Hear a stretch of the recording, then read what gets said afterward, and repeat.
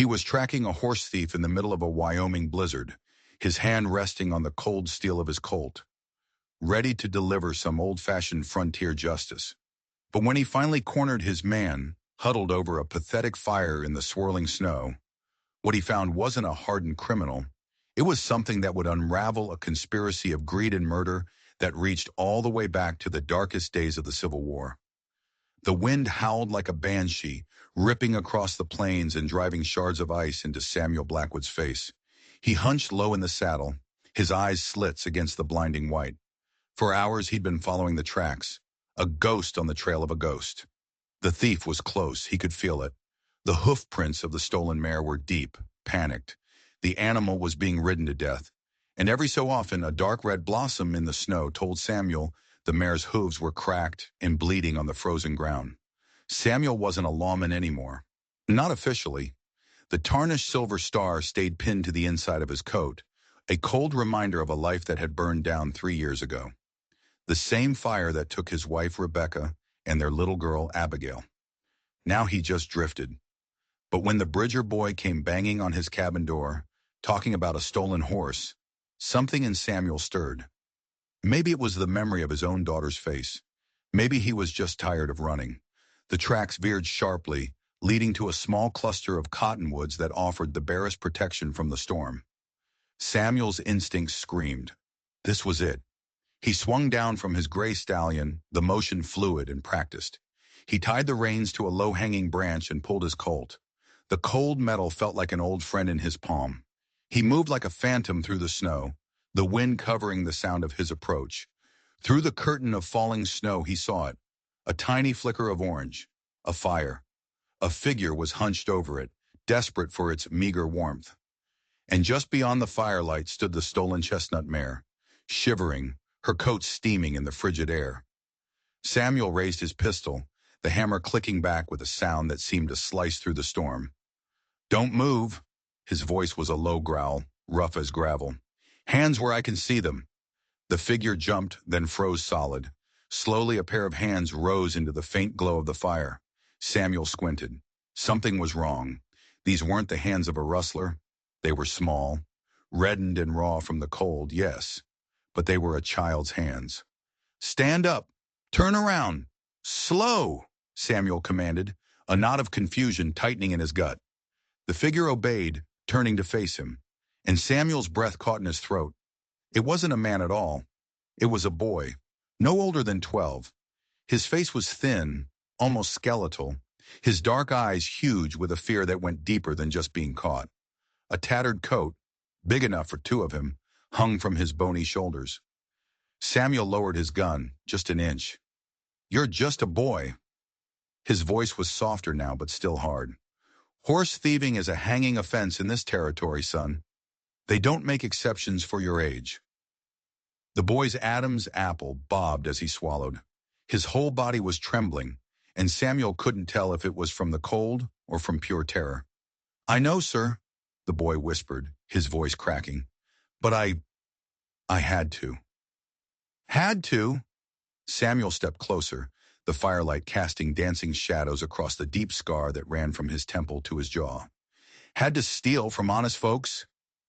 They're going to hang my mother, the boy blurted out, the words tumbling over each other in a desperate rush. They're going to hang her at sunrise for a crime she didn't do. I needed the horse. I had to get to Cheyenne to find a real judge, someone who would listen. There was a raw, genuine desperation in the boy's voice that gave Samuel pause. He'd heard 1,000 lies in his day, but this felt different. The fear in the kid's eyes wasn't the fear of getting caught. It was the fear of losing everything. What's your name, boy? Van, sir. Van Holden. And your mother? Clara Holden.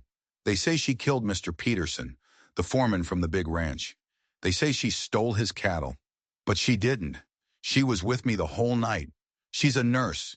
She helped wounded soldiers in the war. She wouldn't hurt anyone. A chill, colder than the Wyoming wind, snaked down Samuel's spine. He'd seen this kind of rush justice before, the kind that didn't care about the truth, only about a quick resolution. Who's the judge in your town? Hope's Landing, is it? Van's small hands clenched into fists at his sides. Judge Hayes, he spat the name like poison. Gideon Hayes. He's the one who sentenced her. The world seemed to stop. The howling wind, the falling snow, the crackling fire, it all faded away. Samuel's mind was thrown back in time, to a muddy courtyard in the aftermath of a bloody battle, to the sight of 16 civilian men, farmers and merchants, lined up against a brick wall, to the cold, aristocratic face of a Union colonel giving the order to fire without a trial, without any real evidence. Colonel Gideon Hayes, a man Samuel had testified against in a military tribunal, a man who had walked free because of his powerful friends, a monster wearing the mask of a gentleman. You know him? Van asked, his voice barely a whisper, seeing the dark change that had come over Samuel's face. Samuel looked from the boy's terrified face to the eastern horizon, where the sky was just beginning to lighten with the false promise of dawn. He looked at the stolen horse, a symbol of the boy's desperation, and in his mind he saw the face of his own daughter, Abigail, looking up at him with absolute trust. Promise you won't let the bad men win, Papa. He'd failed to keep that promise once. He wouldn't fail again. I know him, Samuel said, his voice a low, dangerous rumble. He reached inside his coat, his fingers closing around the cold metal of the star. He pulled it out, the silver tarnished from years of neglect, and pinned it to the outside of his chest. For the first time in 3 years, the badge was where it belonged. Put out the fire, son, he said, his eyes hard as flint. We're riding back to Hope's Landing. Van's eyes went wide. But they'll arrest me. They'll hang Ma for sure. No, Samuel said, his voice ringing with a conviction he hadn't felt in years. They won't. The ride to Hope's Landing was a race against the sun. The first pink and orange streaks of dawn were painting the sky as they crested the final ridge overlooking the town. It was a sad little collection of wooden buildings, huddled together against the vast, unforgiving wilderness. And in the very center of it all, stark and black against the fresh snow, stood a newly built gallows, a silent, waiting threat. Van made a small, choked sound beside him. Samuel's jaw tightened. Stay close to me, he said, his voice low. And no matter what happens, do not run. They rode down the main street, a ghost and a boy, drawing stares from the few early risers. Whispers followed them like smoke. That's Clara Holden's boy. Thought he'd run for it. Who's that with him? Is that a badge? Samuel ignored them. His eyes were locked on the sheriff's office, a squat building with a single barred window. As they dismounted, the door creaked open. A big barrel-chested man with a week's worth of stubble stepped out. His hand hovered over the pistol on his hip. Help you, stranger? Samuel didn't flinch. He let the man's eyes drift down to the badge on his chest. Samuel Blackwood. I was a captain with the U.S. Border Patrol. He saw the sheriff's eyes widen just a fraction. Good. The name still meant something. I'm here about the Holden woman. The sheriff's face hardened into a mask of official indifference. Ain't nothing to discuss. She was tried, sentenced fair and square. Hangings at sunrise. By Judge Gideon Hayes, I understand, Samuel said, his tone flat and cold. He saw a flicker of something in the sheriff's eyes. Fear? Uncertainty? That's right, the sheriff grunted. He's the circuit judge. Appointed proper. I need to see the prisoner, Samuel said. It wasn't a request. Now hold on a minute, the sheriff blustered, stepping forward to block the door. Samuel didn't raise his voice. He didn't have to. I am invoking federal authority in this matter, Sheriff. I have reason to believe there are irregularities in this case that fall under my jurisdiction. Now, are you going to step aside, or do I need to send a wire to the U.S. Marshal in Cheyenne about a local lawman obstructing a federal investigation? He let his hand drop, resting it casually on the butt of his Colt. The sheriff swallowed hard. He looked from Samuel's cold eyes to Van, who was standing ramrod straight, trying to look brave. He looked at the star on Samuel's chest. Finally, with a curse under his breath, he stepped aside. It's your funeral, mister. The jail was a single, dim room that smelled of stale coffee and despair. There were 2 cells. One was empty. In the other, a woman sat on a narrow cot. Her head was bowed, but she looked up as they entered. Her face, which must have been beautiful once, was now etched with grief and exhaustion. But when she saw her son, a light flared in her eyes. "Van!" she gasped, rising to her feet. "Oh, thank God!" Van rushed to the bars, his small hands reaching through to touch hers.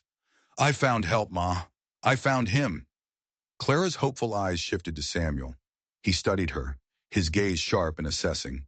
He noticed her hands. They were trembling, not just with emotion, but with a constant, uncontrollable tremor. His mind flashed back to the war, to field hospitals and men dying of things other than bullets. "Samuel Blackwood, ma'am," he said, tipping his hat. "I need to ask you some questions. It's important." Clara nodded, her eyes wide and confused. "Mrs. Holden, have you been experiencing symptoms, shaking, confusion, lapses in memory?" Her eyes widened even more. "Yes, but how could you possibly know that? Has anyone been giving you anything to eat or drink on a regular basis? Anything special?" She hesitated, glancing at the sheriff, who was watching them with his arms crossed. "Judge Hayes, he ordered that I be given hot tea every morning. He said it was a Christian kindness before the end." Samuel's blood ran cold. It all clicked into place. The tremors, the confusion, the convenient trial. "One more question, ma'am. When did the shaking start?" "About 3 weeks ago," she whispered, "just after he ordered the tea." Samuel nodded grimly. He turned to the sheriff, his voice like cracking ice. "Open the cell, now." The sheriff blustered. "On whose authority?" "On the authority of the gun on my hip and the badge on my chest," Samuel said, his voice dropping to a deadly quiet. "Unless you want to be the second man I arrest today." The sheriff, pale and sweating despite the cold, fumbled for his keys. As the cell door swung open, Van rushed into his mother's arms. Samuel stepped closer, his voice low so only Clara could hear. "Mrs. Holden, I don't believe you're a murderer. I believe you've been systematically poisoned, and I think I know exactly who did it and why." Just then, the front door of the jailhouse flew open. A tall, silver-haired man in an immaculate black coat stood silhouetted against the rising sun. His cold blue eyes swept the room, landing on Samuel. A flicker of shock, quickly suppressed, crossed his aristocratic features. It was Gideon Hayes. "Captain Blackwood," Hayes said, his voice a smooth, cultured drawl. "What an unexpected and unwelcome surprise." Samuel didn't smile. "The feeling's mutual, Hayes. Funny seeing you behind a judge's bench. I always pictured you in front of a firing squad." Hayes's thin lips curved into a smile that didn't reach his eyes. "Always serving the cause of justice, Captain. I see you've taken it upon yourself to release my prisoner." "She's not your prisoner anymore," Samuel said, stepping between Hayes and Clara. "And this execution is not happening." The courtroom was packed. Every man, woman, and child in Hope's Landing who could walk had crammed themselves onto the hard wooden benches. They'd come for a hanging, but now they were getting a show. The air was thick with tension, a powder keg waiting for a spark, and Samuel Blackwood was about to light the fuse. Hayes stood at the judge's bench, radiating an aura of calm, untouchable authority. But Samuel could see the tightness around his eyes, the slight twitch in his jaw. He was a predator who'd been cornered, and that made him dangerous. "On what grounds," Hayes asked, his voice dripping with condescension, "do you presume to halt these proceedings, Captain?" "On the grounds that this woman has been systematically poisoned with belladonna while in your custody," Samuel announced, his voice ringing through the silent room. A gasp went through the crowd.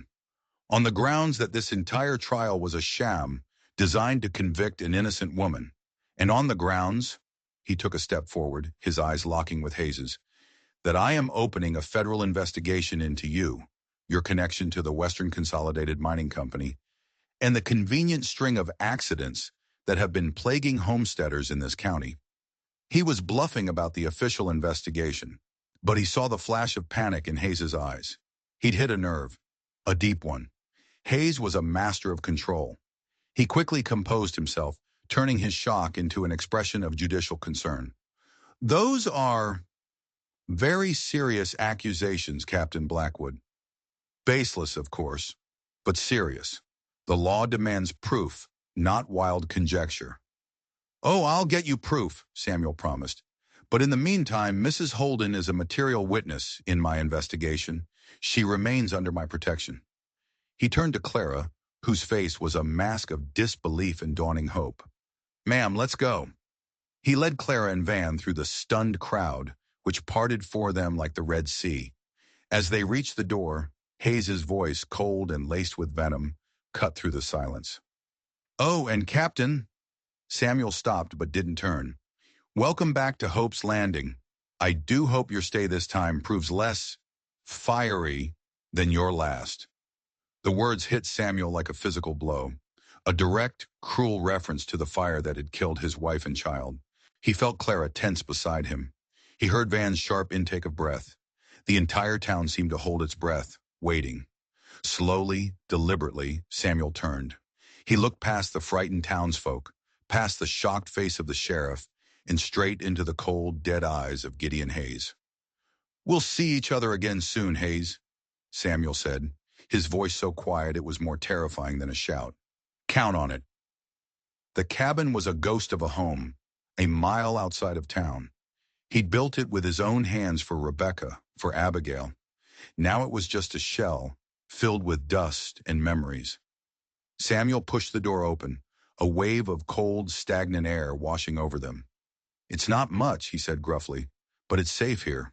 No one will find you. Clara sank into a chair at the dusty table, her body racked with tremors from the poison. Van, ever the little man, immediately set about building a fire in the stove. The boy's resilience was astonishing. Samuel rummaged in a cupboard, finding an old tin of coffee. As he set a pot of water on the stove, he started asking questions. Clara told him everything. How Hayes had arrived 3 months ago, right after the previous judge. Wheeler had a mysterious fall from his horse. How land disputes were suddenly being settled in favor of a big mining company. How homesteaders were being pushed out on flimsy technicalities. And then Peterson, she said, her voice breaking. The foreman you were accused of killing. She nodded. He was foreman at the Rocking Bee, the biggest ranch around. He started making noise, saying something wasn't right. He said Hayes was a wolf in sheep's clothing. A week later, they found him by the creek with his throat cut. And someone, no one knows who, claimed they saw a woman running away, running toward my farm. And Hayes refused to accept your son as an alibi, Samuel finished for her. He said a son's word couldn't be trusted, she whispered, a violent tremor shaking her arm. She gasped, grabbing the table for support. Samuel was at her side in an instant. How long since you had the tea? Yesterday morning, she choked out. What's happening to me? Belladonna poisoning, Samuel said grimly. The memory was sharp and ugly. He'd seen it used by spies during the war to mimic madness. A slow-acting poison, given in small doses, it causes confusion, tremors, memory loss, makes a person seem unstable, unreliable, the perfect way to frame someone for murder. Van looked up from the fire, his young face pale with rage. They were killing her, slowly. Yes, Samuel confirmed. But why? What's on your land that Hayes wants so badly? Before Clara could answer, a frantic knocking echoed through the small cabin. Samuel's gun was in his hand before he'd even registered the sound. He motioned for Clara and Van to get back, away from the door. He moved to the window, peering through a crack in the dusty glass. It was Dr. Montgomery, the town's only physician, and his face was as white as the snow on the ground. Samuel, thank God, the doctor breathed as Samuel cautiously opened the door. I had to find you. There's something you need to know. Something I should have told you 3 years ago. Dr. Montgomery looked from Samuel to Clara, then to Van, who was standing protectively near his mother. Maybe the boy should wait outside. Clara nodded, sending a reluctant Van out to check on the horses. Once he was gone, the doctor's voice dropped to a conspiratorial whisper. Samuel, about Rebecca's death, the fire. Samuel went rigid. What about it? The doctor took a deep breath. It wasn't just the fire, Sam. When I examined her body, I found traces of a poison in her system, the same kind of alkaloids found in nightshade, belladonna. The floor seemed to drop out from under Samuel's feet. The dusty cabin, the worried face of the doctor, Clara's shocked gasp. It all swirled together. You're telling me Rebecca was poisoned before the fire? Montgomery nodded gravely. At the time, I thought it was a mistake. Contamination from something in the house. But seeing Mrs. Holden today with the exact same symptoms, there's no mistake. The shaking, the confusion she described, it's the same pattern. And there's more. The doctor wrung his hands, his face etched with guilt. Hayes. He arrived in Hope's Landing just 3 days after the fire. I thought it was a coincidence, but now the pieces slammed together in Samuel's mind with the force of a physical blow. The land disputes Rebecca had been so worried about, the valuable silver deposits that had just been discovered north of his property, her work with the Homesteaders Association, trying to protect people from being swindled. She hadn't died in a tragic accident. She had been murdered, silenced. Why? Samuel's voice was a choked whisper. Why didn't you tell me? You were out of your mind with grief, Montgomery said, his voice pleading. And then you were gone. You vanished. What good would it have done? Before Samuel could answer, Van burst back through the door, his eyes wide with alarm. Riders! 3 of them, coming fast. It's the sheriff. There was no time to think. Back door, Montgomery said, already grabbing his medical bag. Here, take this for Mrs. Holden. It's an antidote. It'll help, but it won't cure her overnight. Samuel grabbed the small bottle, his mind a whirlwind of grief and white-hot fury. He helped a shaky Clara onto her horse while Van untied the reins. As they spurred their mounts toward the tree line, he could hear the sheriff banging on the front door of the cabin, demanding entry. They were fugitives now, but Samuel didn't care. This was no longer just about saving Clara Holden. It was about avenging his wife. Night fell over the mountains and the cold deepened. They found shelter in a small, abandoned line shack, a relic from some long-forgotten prospector. The single room was barely big enough for the 3 of them, but it was better than freezing to death in the open. Van, exhausted but resolute, got a small fire going while Samuel barred the flimsy door. Clara, weakened by the poison and the hard ride, collapsed onto a dusty bunk. The antidote Montgomery had given her seemed to be helping, the violent tremors subsiding into a constant, weary shaking. Samuel stood watch at the grimy window, his Colt in his hand, his mind racing. Rebecca had been poisoned. By Hayes. It had to be. He'd arrived just after she died to secure the land he knew was valuable, the land Samuel had chosen for his family. He'd built a home on that land, and Hayes had turned it into a tomb. And now he was doing the same thing to the Holdens. It was a pattern, a cold, calculated plan of murder and theft. Why is he helping us? Clara's voice was a weak whisper from the bunk. She'd been watching him, her eyes dark and searching in the firelight. This isn't your fight, Mr. Blackwood. It is now, Samuel said, his voice hard. He turned from the window to face her. The poison Hayes used on you.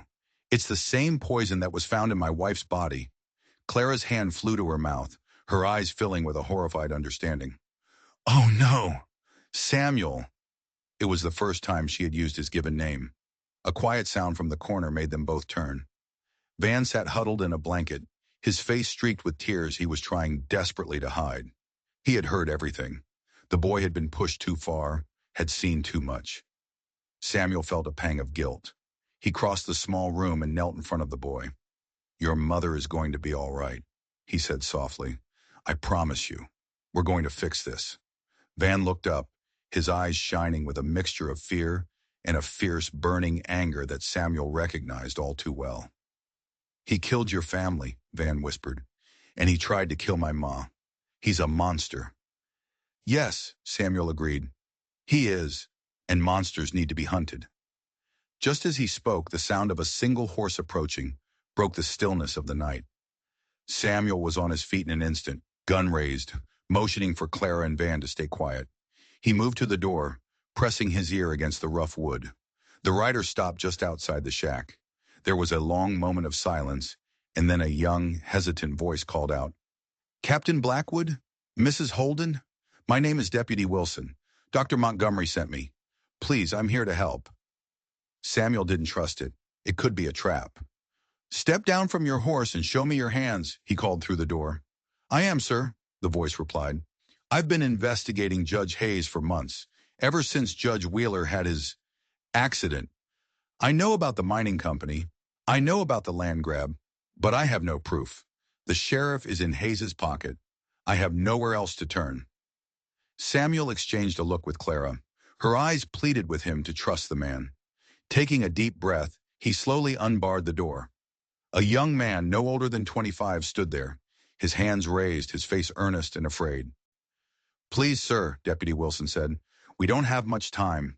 Hayes won't wait 24 hours. He's already stirring up the town, calling you a fugitive. He's going to use this to seize Mrs. Holden's property by morning. But I think I know how to stop him. Peterson, the man he killed, he left something behind. Deputy Wilson spread a hand-drawn map on the floor of the shack, illuminated by the flickering firelight. I've been tracking the land sales, he explained, his voice low and urgent. Every homesteader who had an accident or was run out of town on some trumped-up charge, their land was sold, and every single parcel was bought by a shell company that funnels back to one place, Western Consolidated Mining. Hanno, the company Hayes is on the board of, Samuel finished, his eyes tracing the red circles Wilson had drawn on the map. The pattern was undeniable, a crescent of properties, all surrounding a single large area. Clara leaned forward, her weakness forgotten. Our farm, it's one of those red circles. Yes, ma'am, Wilson confirmed. And so is yours, Captain. He pointed to a section of land at the very heart of the crescent. Yours is sitting on what the survey reports call the mother lode, the richest silver deposit in the territory. The fire crackled, filling the silence. It wasn't just about avenging his wife anymore. It was about the home he had built for her. Hayes hadn't just murdered Rebecca. He had done it to steal the future they were supposed to have. But why kill Peterson?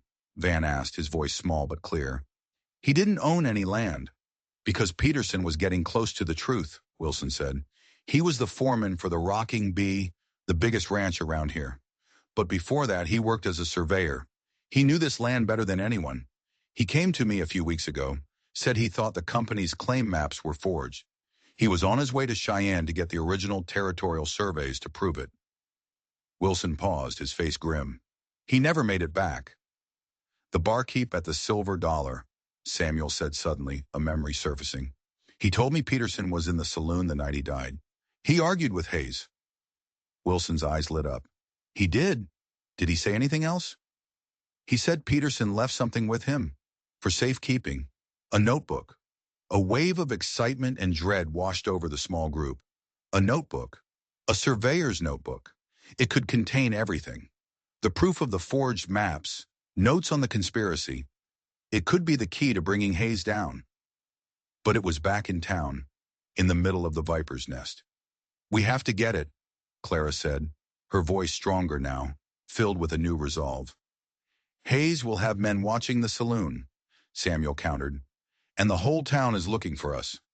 Not all of us, Van said, stepping into the firelight. Everyone turned to look at him. They're looking for a man and a woman. They're not looking for a boy. I can slip in. The barkeep, Mr. Abernathy, he knows me. My pa used to drink with him. He'll give it to me. Absolutely not, Clara said instantly. It's too dangerous. Ma, it's the only way, Van pleaded. I can do it. I'm small. I'm fast. No one will notice me. Please, this is for Pa, too. For our home. Samuel looked at the boy. He saw the fear in his eyes, but underneath it, he saw a core of steel. He saw the same determination he'd seen in young soldiers going into their first battle. He was no longer just a boy. He was a warrior fighting for his family. Samuel looked at Clara, whose face was a storm of fear and pride. He's right, Samuel said quietly. It's our best chance. The plan was desperate, bordering on insane. Wilson would ride back to town, create a diversion on the West End, drawing the sheriff and Hayes' men away from the main street.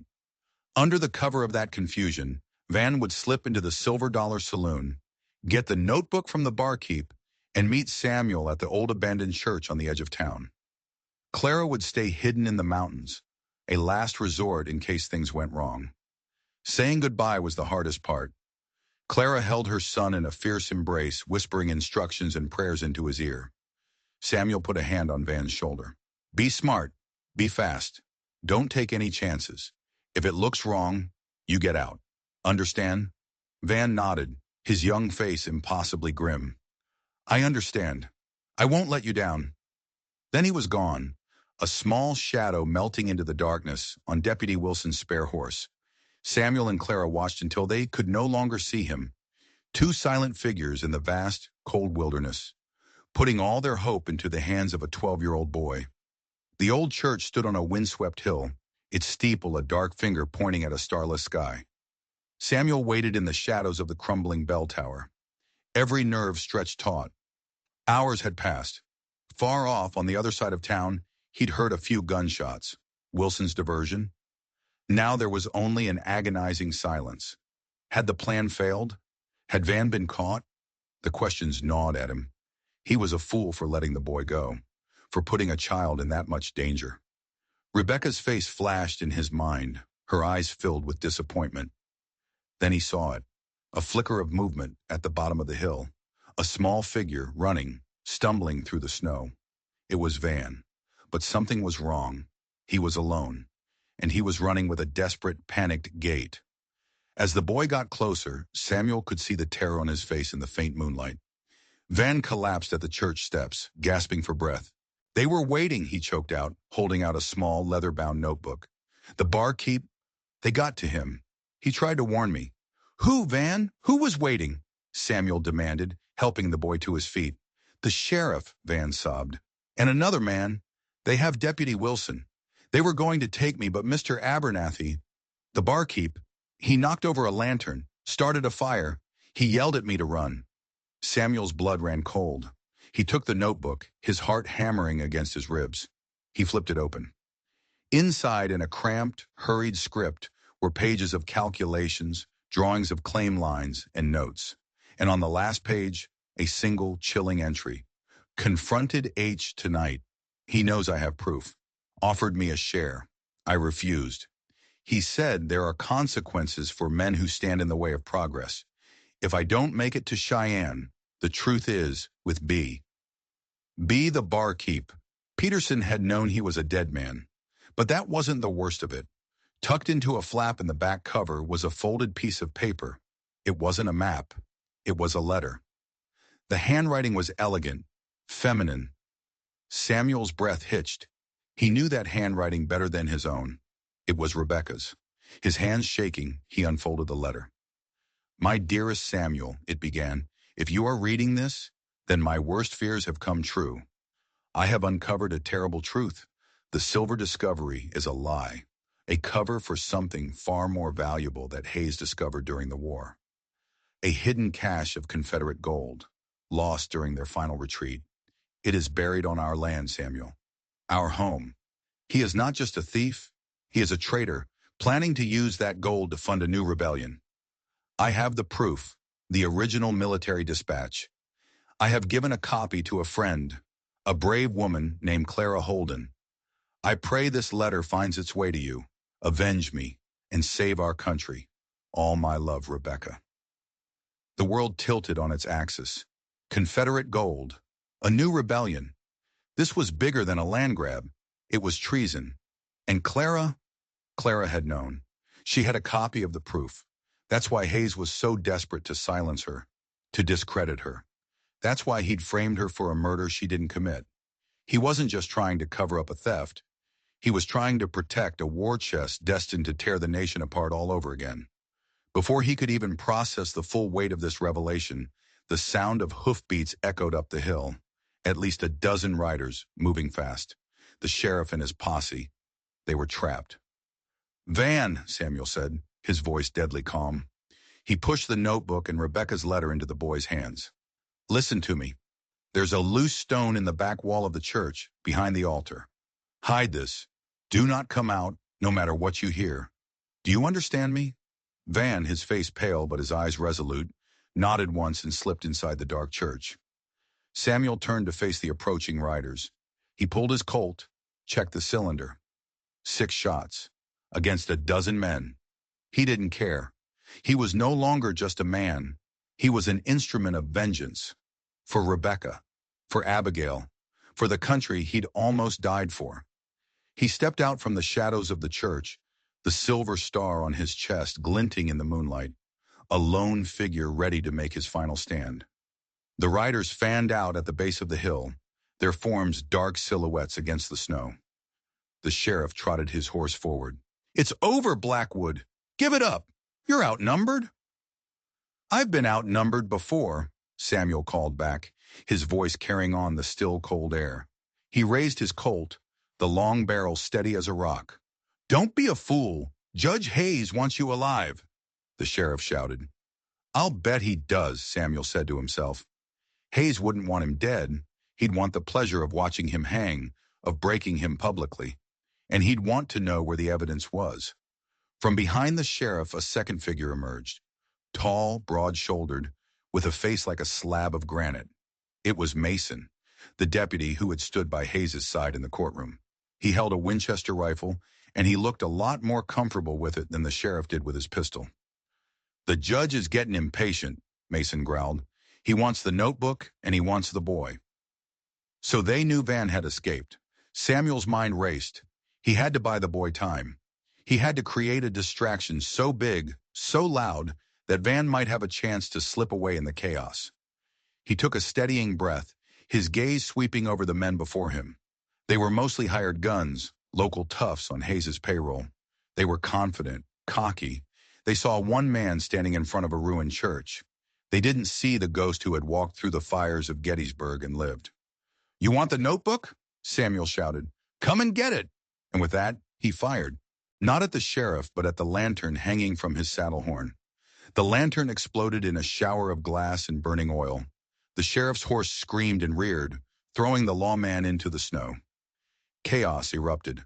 Horses whinnied and shied away from the flames. The hired guns, startled, started firing wildly, their bullets thudding into the wooden walls of the church or whining off the old iron bell in the tower. Samuel used the confusion to his advantage.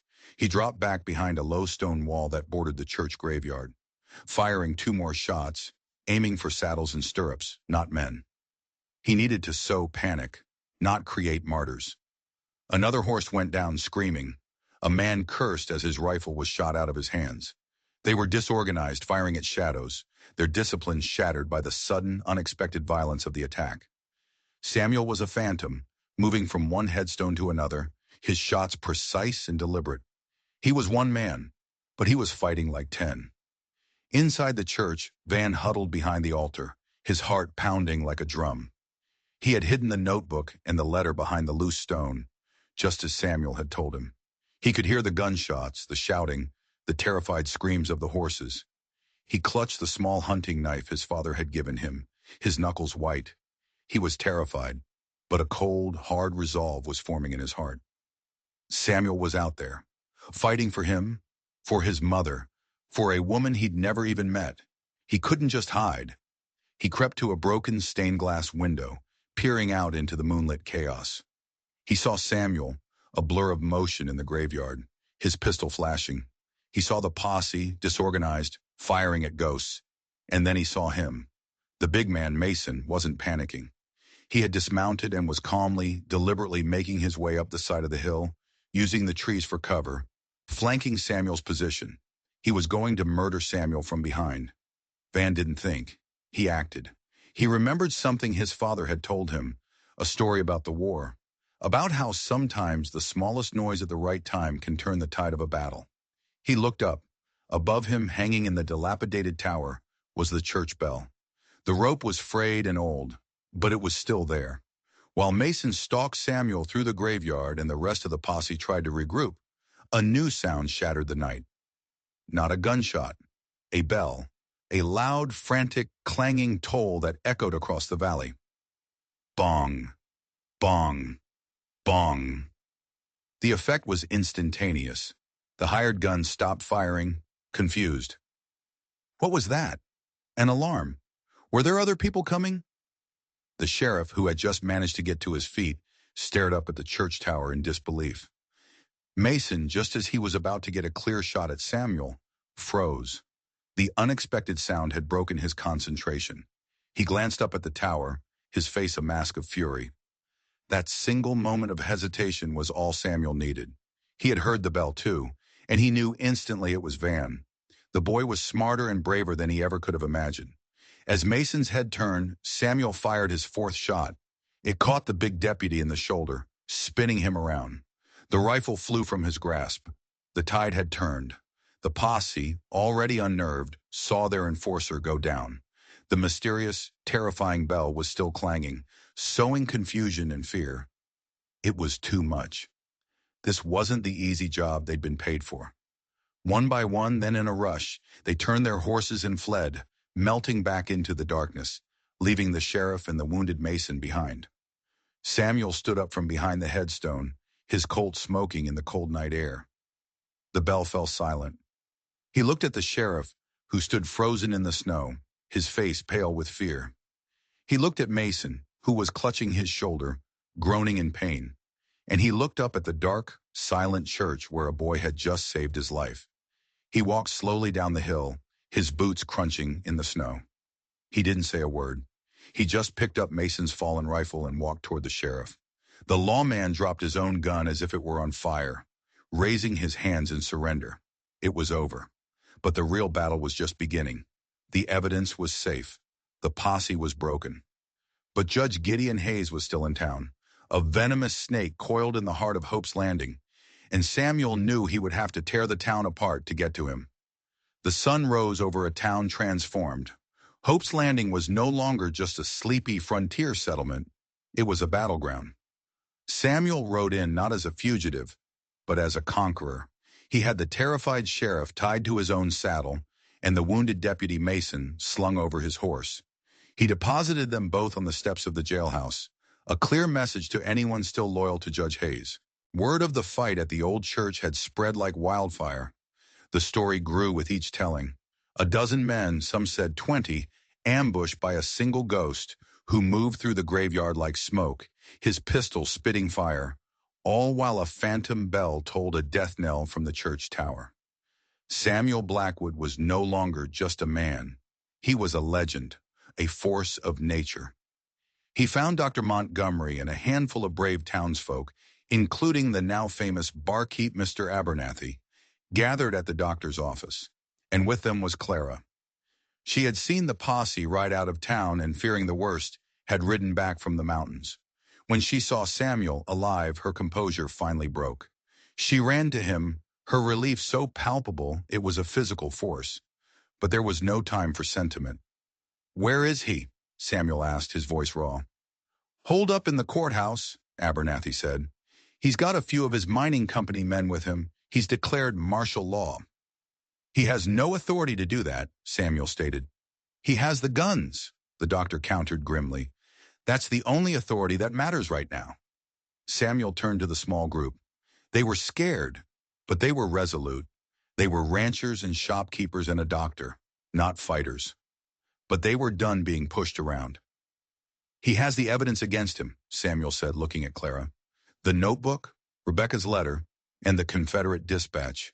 We have to get it." "It's hidden," Clara said, her voice trembling slightly. "Van is with it. I told him to stay put, no matter what." Samuel's heart clenched. The boy was alone, hiding with the secret that could bring Hayes down or get him killed. He had to end this, now. He looked at the men around him. "I'm going in," he said simply. "It's suicide," Montgomery protested. "He'll shoot you on sight." "No, he won't," Samuel said. "He needs what I know. He thinks I have the evidence. He'll want to talk. It'll give you time." He turned to Abernathy. "Gather every man you can trust. Arm them. Surround the courthouse. When I give the signal, you move in." "What's the signal?" the barkeep asked, his face grim. Samuel looked toward the center of town, where the gallows Hayes had built for Clara still stood. "You'll know it when you see it." He walked down the main street alone. The town was deserted, windows shuttered. It was like walking through a ghost town. As he approached the courthouse, one of the heavy oak doors creaked open. Hayes stood there, flanked by 2 armed guards. He was no longer the calm, collected judge. His fine coat was rumpled, his hair disheveled. He looked like what he was, a cornered animal. "Blackwood," Hayes sneered, "come to offer your surrender?" "I've come to offer yours," Samuel said, stopping 20 feet from the steps. He held his hands out, showing they were empty. It's over, Hayes. The whole territory will know about your treason by nightfall. Hayes laughed, a high, brittle sound. You have nothing. A boy's story? A dead man's scribblings? It's my word against yours, and I am the law here. You're a traitor and a murderer, Samuel said, his voice low and caring. You killed my wife. You had men killed in the war for your own gain. You left Van Holden's father to die at Vicksburg after you stole his company's supplies. He was guessing on the last part, a wild shot in the dark based on a gut feeling, but he saw it land. The color drained from Hayes's face. So it was true. The grudge went even deeper. Give me the dispatch, Blackwood, Hayes hissed, his composure cracking. Give it to me, and I'll let the woman and her boy live. You have my word. Your word is worth less than the dirt on my boots, Samuel said, and you're not getting the dispatch, or the gold. The final lie. He made it sound like he knew where the gold was. He watched his pure, unadulterated greed ward with rage on Hayes's face, and in that moment, Samuel knew he had him. He turned his back on the courthouse, a calculated, insulting gesture. He began walking, not away, but toward the gallows in the center of the square. What are you doing? Hayes screamed, his voice cracking with fury. Get back here! Samuel ignored him. He walked to the gallows, a structure built for an innocent woman, a monument to Hayes's corruption. He climbed the 13 steps. He stood on the trap door, the noose swaying gently beside him in the breeze. He looked at the courthouse, at the stunned face of Gideon Hayes. Then he looked at the rooftops where he could see the glint of rifles as Abernathy's men took their positions. He reached up and took the noose, but he didn't put it around his own neck. With a grunt of effort, he ripped it from its mooring. He held the rope in his hand, this symbol of Hayes's tyranny, and with all his strength he hurled it like a spear toward the courthouse. It landed in the dust at the bottom of the steps. A challenge, an invitation. That was the signal.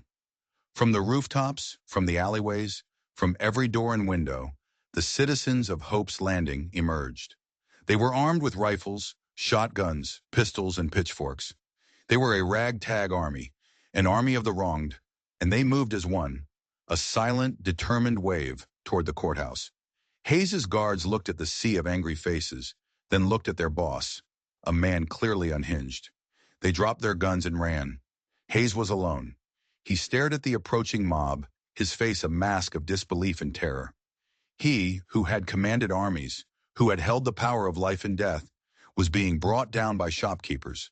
He scrambled back inside the courthouse, barring the heavy doors. But it was too late. The revolution had begun. Samuel stood on the gallows watching as the people of Hope's Landing took back their town. He had been the spark, but they were the fire. And as the first heavy blows rained down on the courthouse doors, he knew that justice, real justice, was finally coming to this town. The door splintered. The crowd surged inside. And the reign of Gideon Hayes came to a violent, bloody end. They found him hiding in the judge's chambers, cowering behind his desk. He tried to bargain, tried to bribe, but his power was gone. His gold couldn't save him now. They dragged him out into the street, and for the first time, Gideon Hayes knew the true meaning of fear. Samuel made them stop before they strung him up from his own gallows. No, he said, his voice cutting through their angry shouts. We're not him. He'll stand trial. A real trial. In the aftermath, they found Van, safe and sound, still guarding the evidence that would seal the fate of not just Hayes, but the entire Western Consolidated Mining Company. The Confederate dispatch Rebecca had died for was sent under heavy guard to Cheyenne, exposing a conspiracy that reached the highest levels of the territorial government. Hope's Landing began to heal. Clara Holden was cleared of all charges, her name celebrated.